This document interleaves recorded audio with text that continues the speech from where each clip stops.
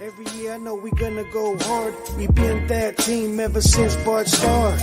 All my cheese heads go pack go. Ain't show with no mercy, cutting no slack, no. I ain't a bad sport and I'll even wish you good luck. Only thing I will. Welcome into Lombardi's Legends podcast. I am Wags and I am going solo tonight as my usual podcast partner Dane is home with a less than week old newborn baby boy. So we congratulate Dane. He's going to take the evening off on this one, and I am going to go ahead and recap the Packers-Eagles Week 1 matchup from Friday night in Sao Paolo, Brazil. Unfortunately, the Packers were not able to come away with a win.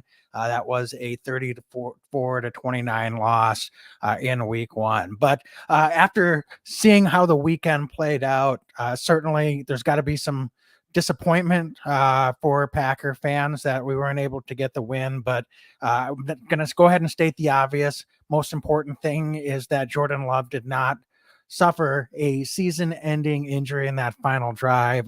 There was a lot of concern, obviously, with how things looked out there on the field and how gingerly he was walking off. So we're going to get into the full recap of the game, but I think right off the top, in Coach LaFleur's press conference today, he didn't 100% rule out Jordan Love to play this week, but I don't think there's really any way we should expect to see Jordan Love back. He has reportedly between a grade 1, grade 2 MCL strain. So that's going to be a 3 to 6 week injury. I think certainly the Packers could be optimistic that Jordan is able to come back and play sooner than later. We saw Aaron Jones have similar injury a couple of times over the last few seasons. One, he was able to come back rather quickly. One, it took pretty much the full length and then some of time to fully recuperate. So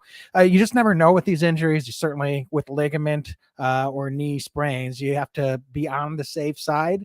But we'll have to wait and see what it looks like. What Coach LaFleur did say in today's press conference is that Malik Willis will be the starter if Jordan Love is not cleared medically to play. So for the foreseeable future, unless the Packers front office makes a move and they feel like Jordan Love is going to be out longer than maybe we anticipate, it's going to be Malik Willis time as the starter for the Green Bay Packers, at least to start with. And Sean Clifford will be called up in the practice squad in that scenario and be the primary backup. So I know there's folks out there that aren't sure what we'll get in Malik Willis. We'll get more into that as the week goes on and get some practice reports and get prepared for Week 2. But for this one, I think it's safe to say that we're breathing a sigh of relief.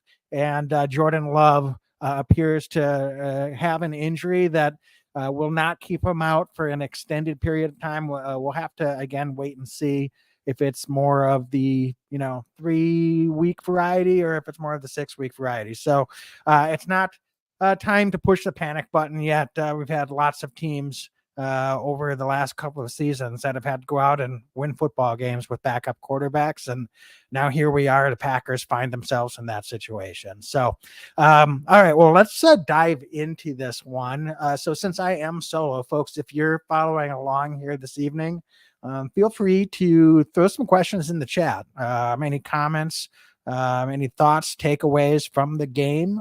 We are live on Facebook and YouTube. So if you have any thoughts, questions, comments on Week 1, kind of looking ahead a little bit to Week 2, go ahead and throw those in the chat. We'll try to highlight them here through tonight's episode. But really, I think to start with, let's dive into this performance. Some big takeaways.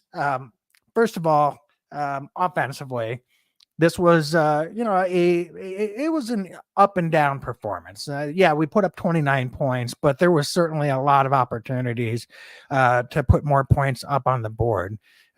Starting with those first few possessions, the Packers got the ball first and were able to drive into the Eagle territory. Looked like they we're right on the periphery of field goal range, so maybe a little bit outside of it for rookie kicker Braden Arvison on that first drive. We're in position to go for it on fourth down, maybe extend that drive. And unfortunately, that's when they started with one of many flags. That's just a really sloppy game from that standpoint. So got a penalty on fourth down, ended up having to punt football. So right off the bat, you figure worst case, the Packers being aggressively in that situation, they're giving the Eagles the ball in decent field position, but nothing that's going to be too backbreaking. But if they make it, probably in field goal range, even if they don't pick up another first down. So potentially points, not directly points off the board on that first drive, but really the big thing is in the ensuing two possessions after two Eagle turnovers deep in their own territory, Packers in the red zone and just unable to convert.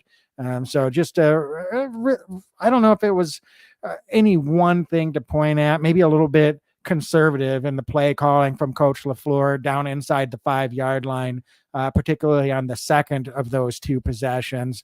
It looked like they just really couldn't get the right, rhythm early on. So while we were able to convert those turnovers into points, certainly you would hope as a Packer fan that they would put more than 6 points on the board after getting two turnovers on Philadelphia deep in their own territory and getting into the red zone. So from that perspective, that game really could have been much, much different right off the bat. If Packers are up 10, 13, or 17 nothing after the first three possessions instead of 6-0, I think certainly that was going to be a different game flow. Eagles offense finally got it going, and they were able to respond. And second quarter, I thought both teams were playing at a pretty high level offensively. I would be remiss too. Obviously, I missed in that first possession, touchdown getting called off the board.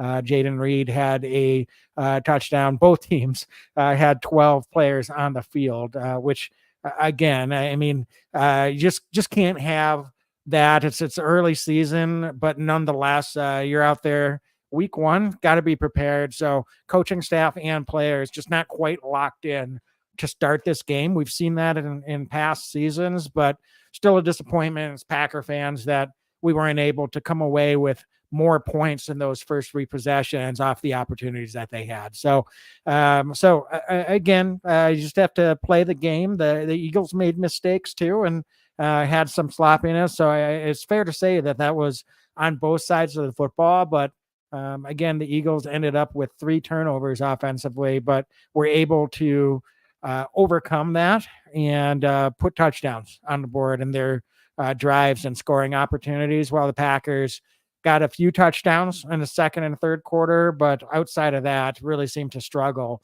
to put points up on the board or to take advantage of the opportunities that they had in the red zone. So that was really the game script offensively. I thought Jordan Love, before he got hurt, looked okay. This wasn't his best performance, but clearly he was uncomfortable. One of many players that were uncomfortable out there on the field. I think in the third quarter, he was getting treatment on his calves. So it just, his footing seemed off all game. And I think that affected some of the accuracy of his throws, was not able to really fully step into throws. The protection was okay. But I think there's a few things to clean up from that perspective, but nonetheless, Jordan just didn't seem to have his full comfort level and the right rhythm and mechanics to be fully accurate on some throws. And then on the other side of the coin, he had some receivers that were slipping on the field, and that affected some missed opportunities to complete some balls, a few drops. Dontavian Wicks uncharacteristically with a couple drops. Christian Watson dropped a early touchdown opportunity in the first quarter. So those are plays that those guys, regardless of the surface, both the quarterback and the pass catchers need to step up and start making on a more consistent basis if you're going to be playing winning football. It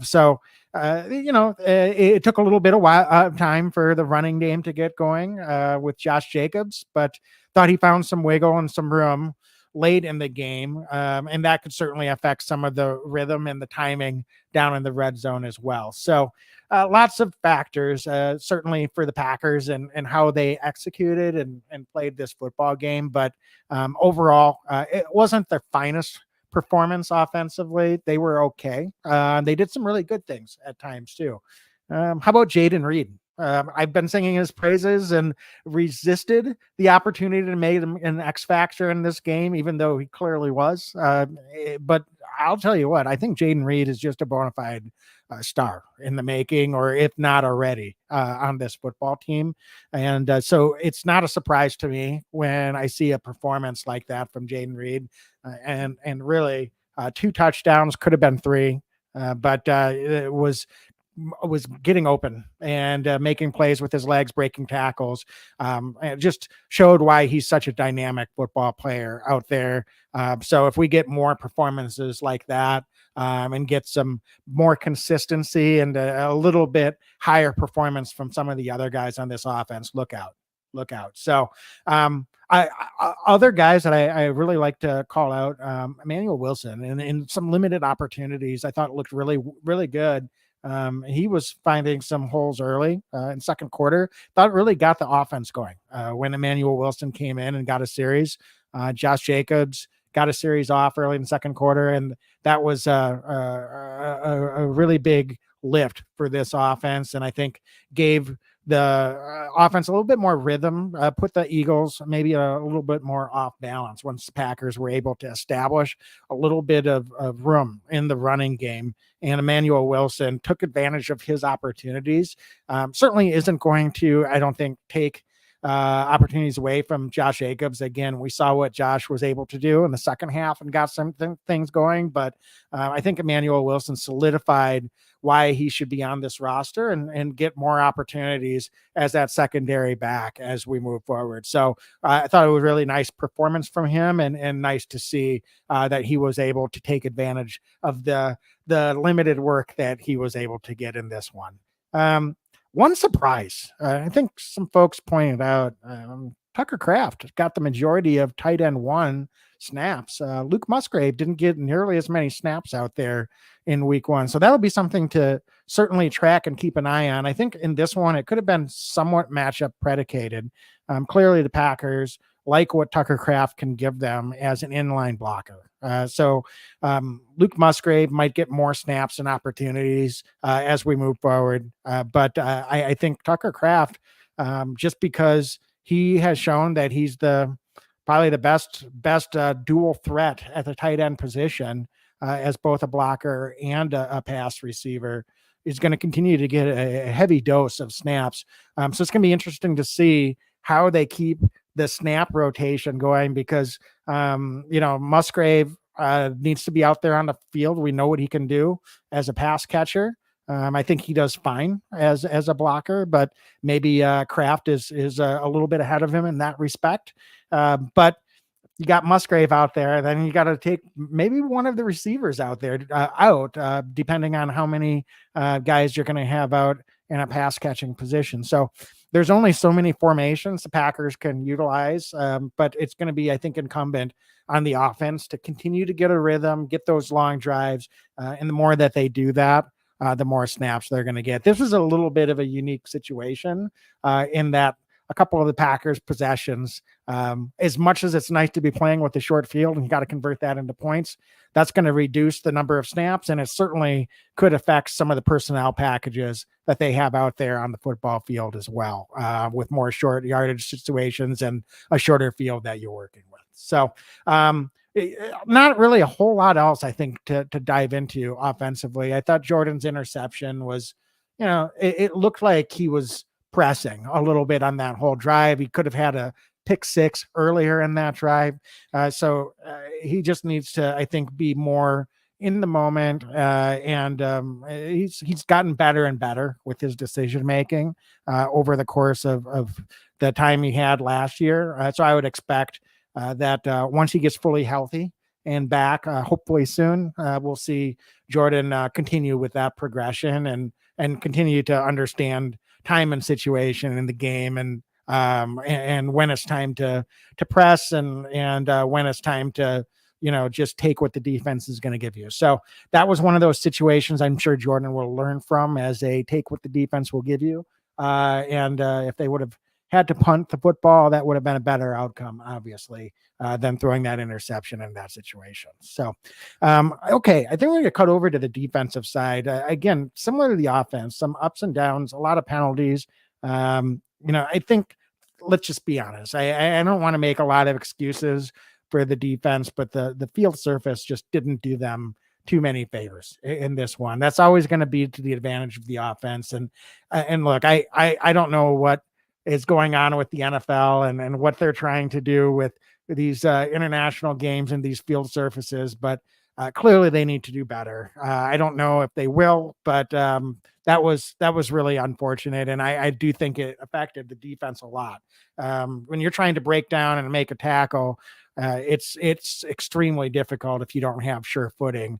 These guys on the offensive side, they know which route they're running. The defense has to trail and still needs to make those plays. But there was a lot of situations where clearly the surface had a big impact on their ability to break down and come in and play as aggressively and as fast as what I was expecting to see. So while the defense had some nice moments and the takeaways, I think certainly this was a matchup difficulty. They did okay at times in the run defense against Saquon Barkley, and overall, I think you would probably take that performance against the run with a running back of Barkley's caliber, but he got loose a few too many times, and that's what can really kill you in a game like this. Is Philadelphia has way too many weapons to have those big play breakdowns. AJ Brown with the long touchdown early in the second half, some breakdown in coverage with Jair Alexander. Jair he's our big payday cornerback one. And love job, but he's got to be better in those matchups. Again, AJ Brown is a legit top receiver in this league, but that doesn't mean he should be giving up 70-yard touchdowns. So Ja's got to be better in that situation. I think he knows it. He was able to somewhat atone for that with the interception in the fourth quarter, but I think we just need more consistent play across the board from our star players on both sides of football, but especially on the defensive side of football. So from that perspective, I hope and expect to see more from the defense. I thought Coach Hafley, it's hard to say in this one how much we can grade him. First of all, it's only one performance. Secondly, I don't know how much he was able to unleash with some of the issues that they were having. I think he certainly probably called off some of the aggressiveness that you would expect to see in trying to put pressure on Jalen Hurts. That might have been a little bit predicated based on the matchup of Jalen Hurts in general and the threats of the Philadelphia playmakers on the outside as well. But certainly it didn't help things. And then the defensive line was okay, but not getting quite enough pressure against the pass. And so I think there's more, again, that we'd expect. And again, we can talk about the condition of the playing surface, and that would certainly affect the defensive line as well. But the end of the day, you get 3 turnovers, great, but you force 3 turnovers. You don't want to be giving up 34 points in a football game. That's just not going to get the job done overall. Again, the offense could have left some points on the board. Coach LaFleur decided to take an extra point off the board and go for 2. We missed a field goal. We obviously missed opportunities early in the game, in particular, to get into the end zone. So could have overcome that from a defensive standpoint. We expected this to be a high-scoring one going into it, but again, I'd say it's a little bit of an incomplete grade from the defense after week one. Not going to push the panic button, but I do think that we can be better across the board on the defensive side of the ball as well. So that's my overall thoughts on both sides. It looks like we got some comments here in the chat. Hey guys, Shadid, Wayne, thanks so much for getting on here tonight. Looks like we've got some comments here, so I'm going to queue some up and let's just kind of talk through these things. So Wayne in the chat, our Facebook chat, says, I'm just going to come out and say it. But Green Bay Packers shouldn't have went to Brazil because that was a soccer field not made for NFL football players. And look, I'm not an expert on playing surfaces. I don't think we are going to know exactly what went into preparing that field for this game, but we all saw it. So I couldn't agree more, Wayne. It's disappointing that the NFL would not make sure that there is an investment in an NFL playing surface. That might have been a perfectly appropriate surface for soccer players. There's not the same style of cutting. There's not the trenches. There's not certainly all of the things that go into the quick cutting, driving, push off in a football game. And soccer can be a fast moving physical sport too. I'm not going to sit here and hate on soccer, but it's just a different game and it needs a different playing surface.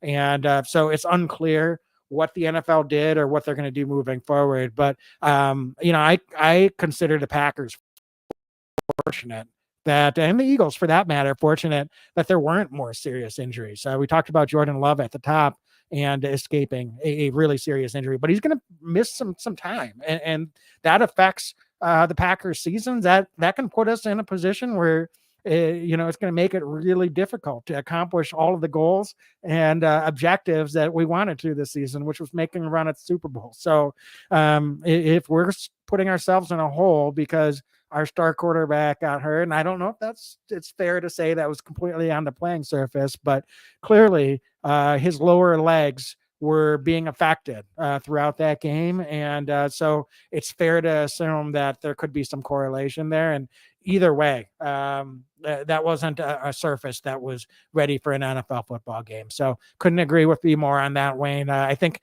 that said, we're moving on. This was two, I thought, really good football teams. I played a kind of a sloppy week one matchup, but I'd be excited to see what the Packers can do if they have an opportunity to face off against the Eagles in the playoffs later in the season. So, all right. So that's kind of a little bit of the recap here. I don't know that I have a whole lot else to get into here tonight. I think we're just going to keep it a little bit shorter. As I said, Dane is off for this one. If you have a chance to comment and wish him well, he had a baby boy, he and his wife last week. So he's taking the evening off, hopes to be back Thursday. We're going to be doing a preview for week 2 on Thursday night. So I think I'm going to keep it short and sweet here tonight. As always, be legendary and go Pack, go. Every year I know we gonna go hard. We been that team ever since Bart started. All my cheese heads go Pack go. Ain't showing no mercy, cutting no slack, no. I ain't a bad sport and I'll even wish you good luck. Only thing I will